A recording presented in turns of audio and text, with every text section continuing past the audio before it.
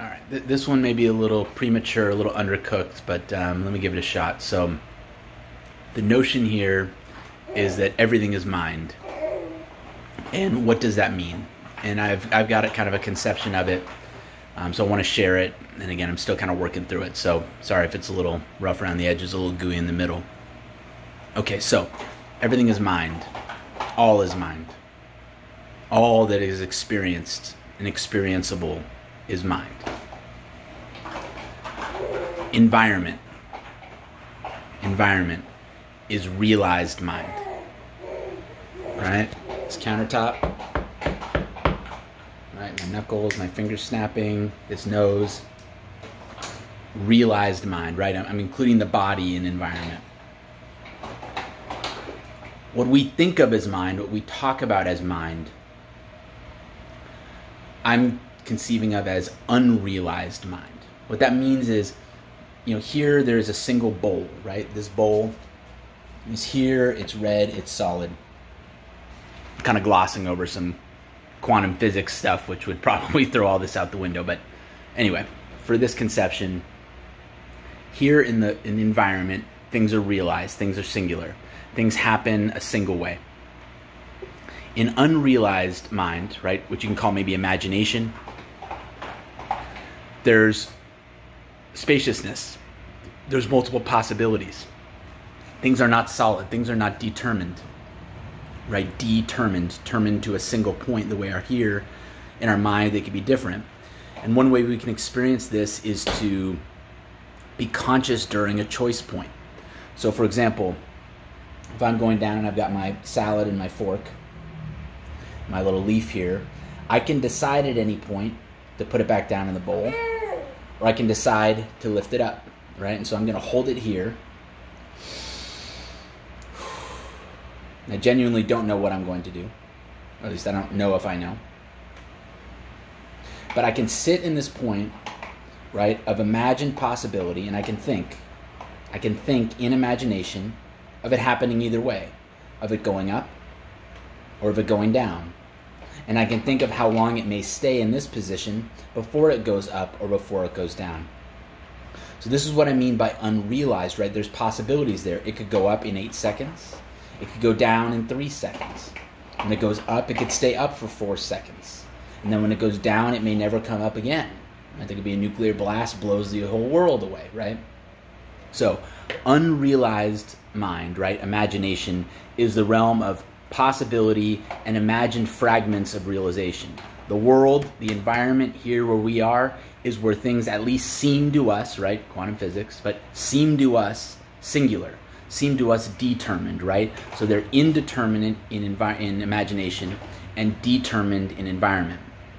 So what we can think of is the body is really our most proximate aspect of the environment. The body is the medium through which our spirit or our soul actually engages in the world. And again, the body is environment, the body is world, but what's special about it to us, each individual perspective, is that we can actually feel the body from the inside in a way I cannot feel this fork from the inside, right? I can feel the fork, but I cannot be within the fork and experience what it's like to be inside the fork. It's different that way in my body. Again, at least it seems that way. I pinch on myself, and I'm not just feeling the friction of my fingers on the friction of my skin. I'm feeling from the inside, from my nervous system, an experience or a sensation. So the body is the way that we as spirits experience the world and feel a part of the world, and through our sense organs are we able to take in the environment, the realized mind. We also, as spirit, have an in-look, right? An insight that allows us to see in the mind's eye, the imagination, the unrealized mind. And the image I want to present right now is an image of a source, right? You could think of it as a light source, any kind of radiation or energy source, the source of all creation. And I'm just using my hand here to kind of represent it broadly, right? And what it does is it comes down like a triangle.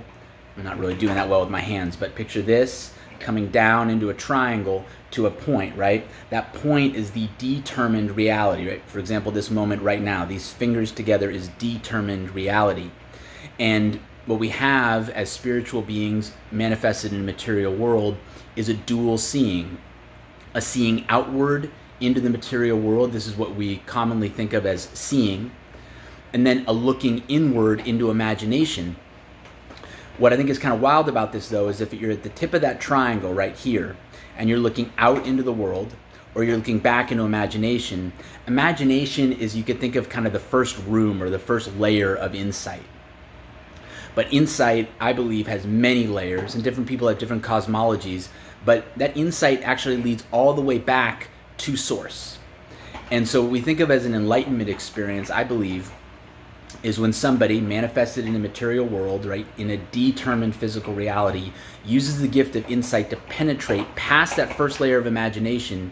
Because at that point, what you're really seeing in your imagination is just kind of the raw material and possibilities swirling around before they're determined into the physical world, right?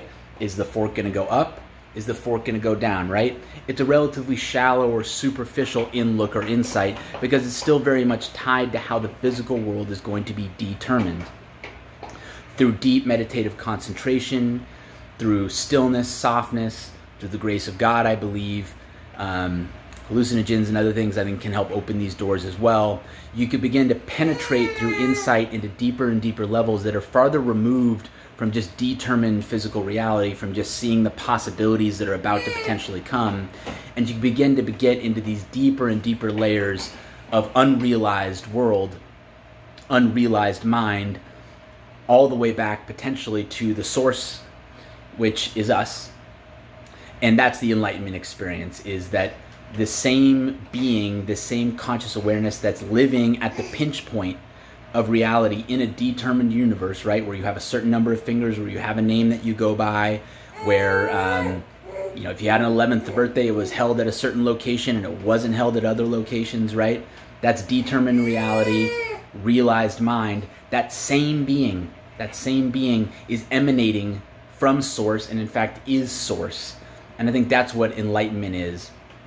And so anyway, just kind of a wild way to think about mind, and the reason we're able to do that move, to go from being here in determined reality into utterly undetermined source where everything is possible, all potentials are, is because there's this common medium of mind. And so I encourage you to just think of mind not only as the inside rattling around in the head of thoughts and ideas and fragments and stuff like that, but it's actually the medium that pervades all experience, including the physical experience. The only difference being here in the physical reality, mind has been determined into certain physical forms, we call them matter, and that the farther you go inward in mind, the more undetermined things get, the more possible things get, and you can actually get all the way back up to the headwaters of what we are.